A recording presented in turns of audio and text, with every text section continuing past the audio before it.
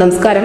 കോൺഗ്രസ് നേതാവ് രാഹുൽ ഗാന്ധി നയിക്കുന്ന ഭാരത് ജോഡോ ന്യായ് യാത്ര ഉത്തർപ്രദേശിലെത്തുമ്പോൾ അതിൽ പങ്കെടുക്കും എന്ന് അറിയിച്ചിരിക്കുകയാണ് സമാജ്വാദി പാർട്ടിയുടെ അധ്യക്ഷനായ അഖിലേഷ് യാദവ്. ലോക്സഭാ തെരഞ്ഞെടുപ്പിനുള്ള സീറ്റ് വിഭജനത്തിൽ ധാരണയാകുന്നതിന് പിന്നാലെ ന്യായ് യാത്രയിൽ പങ്കെടുക്കും എന്നാണ് അഖിലേഷ് യാദവ് പറഞ്ഞിരിക്കുന്നത്. അതായത് എന്തെങ്കിലും ഒരു ധാരണയായെങ്കിൽ മാത്രമേ തങ്ങൾ ഈ യാത്രയിൽ പങ്കെടുക്കൂ എന്ന് സാരം. നിലവിൽ ചർച്ചകൾ നടന്നുകൊണ്ടിരിക്കുകയാണ് എന്നും അവരുടെ ഭാഗത്തു നിന്നും ഞങ്ങളുടെ ഭാഗത്തു നിന്നുമുള്ള പ്രപ്പോസൽ അല്ലെങ്കിൽ ആ ലിസ്റ്റ് മുന്നോട്ട് വെച്ചിട്ടുണ്ട്.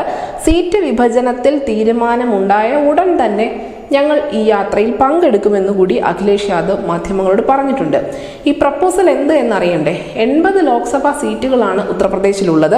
ഇതിൽ 15 എണ്ണത്തിൽ കോൺഗ്രസിനെ മത്സരിപ്പിക്കാൻ തങ്ങൾ തയ്യാറാണ് എന്നാണ് വിശാല മനസ്കരായ സമാജ്വാദി പാർട്ടി മുന്നോട്ട് വെച്ചിരിക്കുന്ന ഒരു പ്രപ്പോസൽ. 2019 ലോക്സഭാ തെരഞ്ഞെടുപ്പിൽ കോൺഗ്രസ് പാർട്ടി ഉത്തർപ്രദേശിൽ നടത്തിയ പ്രകടനത്തിന്റെ അടിസ്ഥാനത്തിൽ തന്നെയാണ് സമാജ്വാദി പാർട്ടി ഈ വലിയ സംഖ്യ കോൺഗ്രസ് പോലെയുള്ള ഏറ്റവും പ്രധാനപ്പെട്ട ഒരു പ്രതിപക്ഷ പാർട്ടിക്ക് ഓഫർ ചെയ്യുന്നത് എന്നുകൂടി മനസ്സിലാക്കുക.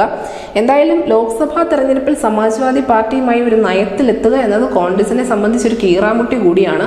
നമുക്കറിയാം, സീറ്റ് വിഭജനത്തെ ചൊല്ലി തന്നെയാണ് അങ്ങ് വങ്കനാട്ടിലെ ദീദി ഈ INDA എന്ന സഖ്യത്തിൽ നിന്ന് തന്നെ പടിയിറങ്ങിപ്പോയതും പശ്ചിമ ബംഗാളിൽ എല്ലാ സീറ്റിലും തങ്ങൾ ഒറ്റയ്ക്ക് മത്സരിക്കുമെന്ന് അറിയിച്ചതുമൊക്കെ. നിലവിൽ അഖിലേഷ് യാദവ് നൽകുന്ന സൂചനയും ഇത് തന്നെയാണ്. 15 സീറ്റുകൾ മത്സരിക്കുകയാണ് എങ്കിൽ ഞങ്ങൾ ജോഡോ യാത്രയിൽ ഉൾപ്പെടെ പങ്കെടുക്കാം, കോൺഗ്രസിന്റെ ആ യാത്രയ്ക്ക് പിന്തുണ നൽകാം എന്നൊക്കെ പറയുന്നുണ്ട്. പക്ഷേ UPയിലേക്ക് രാഹുൽ ഗാന്ധി കടക്കുമ്പോൾ അല്ലെങ്കിൽ ഈ ഭാരത് ജോഡോ ന്യായ് യാത്ര കടക്കുമ്പോൾ അവിടെ വട്ടപൂജ്യമാണോ കോൺഗ്രസിനെ കാത്തിരിക്കുന്നത് എന്ന ഭയം കൂടിയുണ്ട്. ഏറ്റവും അടുത്ത് നിന്ന ആളുകൾ പോലും അകന്നു പോയിട്ടുണ്ട് സമീപകാലത്ത് INDA എന്ന മുന്നണിയിൽ നിന്നും കോൺഗ്രസ് എന്ന പാർട്ടിയിൽ നിന്നും.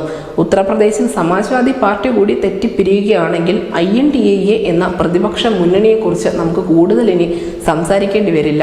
മറിച്ച് കോൺഗ്രസ് എന്ന പാർട്ടി ഒറ്റയ്ക്കായിരിക്കും BJPയെ നേരിടേണ്ടി വരിക. അത് അത്ര എളുപ്പവുമാവില്ല. News desk news India Malayalam.